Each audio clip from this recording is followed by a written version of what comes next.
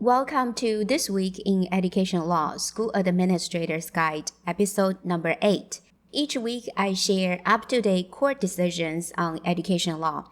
I pay special attention to the court decisions and arguments related to school administrators' daily work. Today, I focus on a case about students' controversial speech. Here are two questions. First, should a student be punished for engaging in speech that is controversial?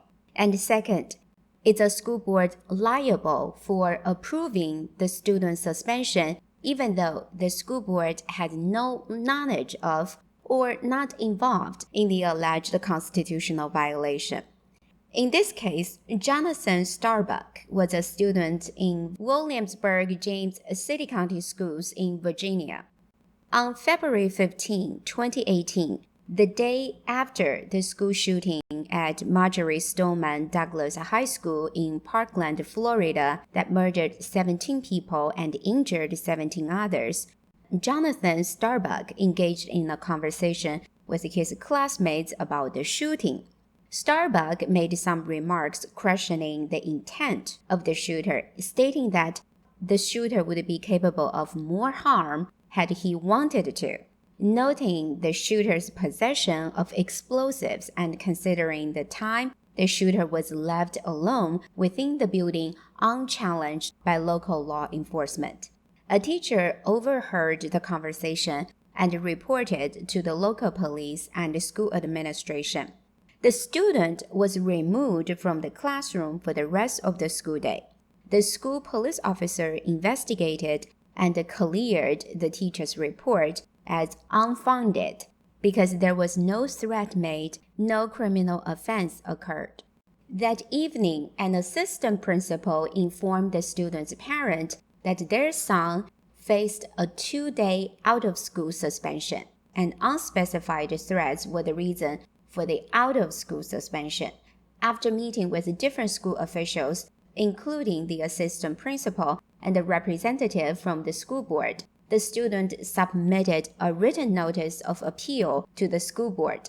3 months later, the school board decided that the suspension was proper. The student brought a lawsuit against the school district, alleging that, among others, the suspension violated his First Amendment rights. The district court ruled in favor of the school district, dismissing the case due to a lack of an identifiable policy sufficient to give rise to the school board's liability.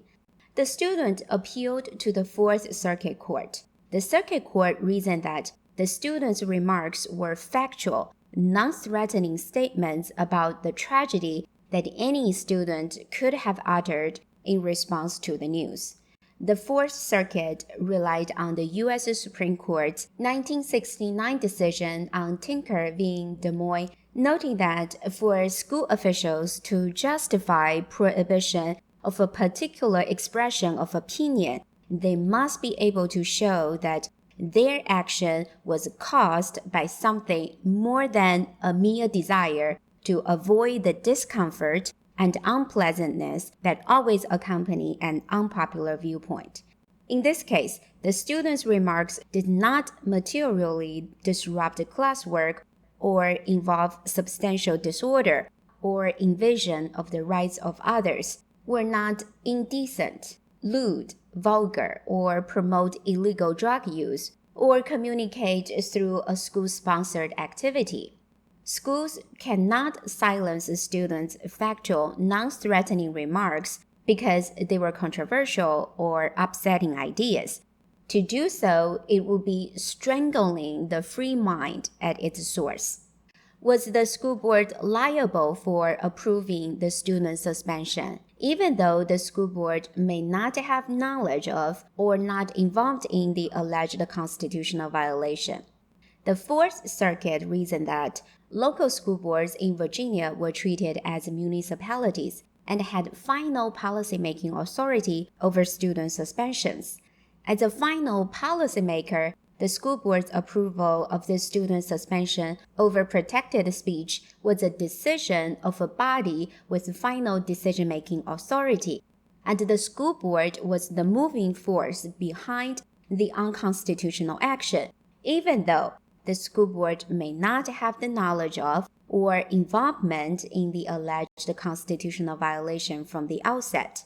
How does this case help you with your work as a school administrator? School administrators cannot discipline students just because they engaged in conversations that are controversial or upsetting. For school administrators to justify their discipline decisions, they must be able to show that their discipline action was caused by something more than a mere desire to avoid the discomfort and unpleasantness that always accompany an unpopular viewpoint. I hope this case introduced today is helpful for your daily work. I'll see you next week in This Week in Education Law, School Administrator's Guide.